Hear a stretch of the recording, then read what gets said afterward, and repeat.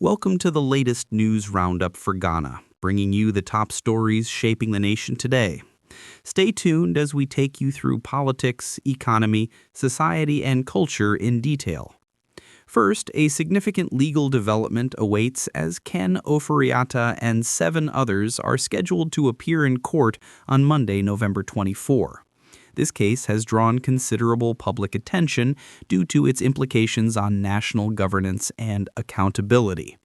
The judiciary's handling of this undertaking will be closely watched by many Ghanaians eager to see justice served and transparency upheld in public office.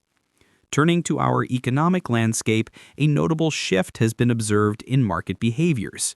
Current President John Mahama recently commented that car dealers and homeowners have started to price their goods and services in Ghana's local currency, the Cedi.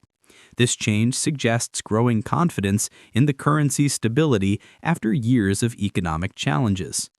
President Mahama, who returned to office in January 2025 for his second term, urged citizens to move beyond the calculations of the old Cedi, which was redenominated nearly 2 decades ago.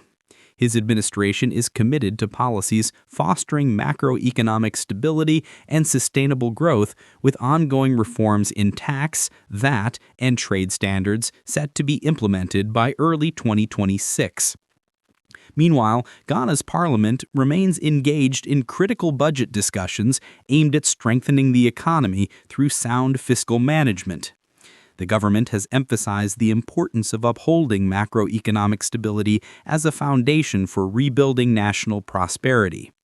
These discussions include efforts to enhance revenue mobilization, prudent spending, and targeted investments that benefit the public directly.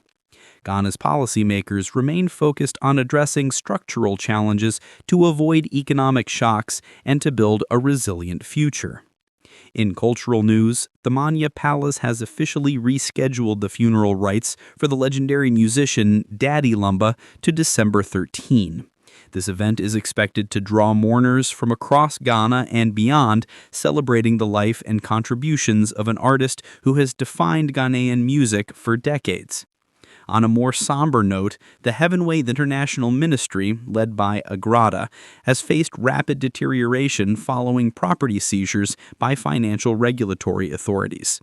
Reports indicate the ministry's building is now in disarray, with theft and homelessness affecting the premises. This development highlights broader issues of accountability and regulatory enforcement in religious institutions. On infrastructure front, the government has announced plans to rehabilitate the National Theatre, a pivotal cultural landmark in Accra. Additionally, efforts to construct a second National Theatre facility in Kumasi are underway, signaling a commitment to expanding Ghana's cultural infrastructure and preserving spaces for artistic expression and national gatherings. In the political arena, progress has been made in regional cooperation as Ghana spearheads efforts to harmonize trade standards along the Abidjan-Lagos corridor within the ECOWAS framework. This alignment aims to facilitate smoother cross-border trade, enhance economic integration, and boost regional development. Meanwhile, Ghana's courts have dismissed certain politically sensitive applications brought before the ECOWAS court, reinforcing national judicial sovereignty and the rule of law.